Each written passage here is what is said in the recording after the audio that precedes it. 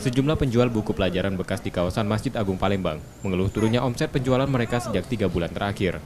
Penyebabnya akibat tidak ada kegiatan belajar mengajar di sekolah karena pandemi COVID-19. Penurunan omset dialami penjual buku pelajaran bekas ini mencapai 90%.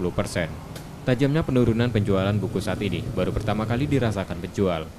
Sebelum pandemi COVID-19, penjualan memang sudah mengalami penurunan, namun tak setajam saat ini. Para penjual juga memprediksi tahun ajaran baru kali ini tidak akan ada lonjakan penjualan. Kalau tahun kemarin ini tidak corona, ini kan COVID ini ya ada juga lah naikkan. Kalau sekarang ini agak sulit. Nah, semoga COVID ini selesai, jadi kita bisa berdagang nggak was-was lagi. Sekarang ini kan masih was-was jual dagangan. Penjual buku bekas belum beralih menggunakan media sosial untuk memasarkan bukunya. Mereka menilai persaingan penjualan buku pelajaran bekas melalui daring sangat ketat. Nur Muhammad, Kompas TV, Palembang.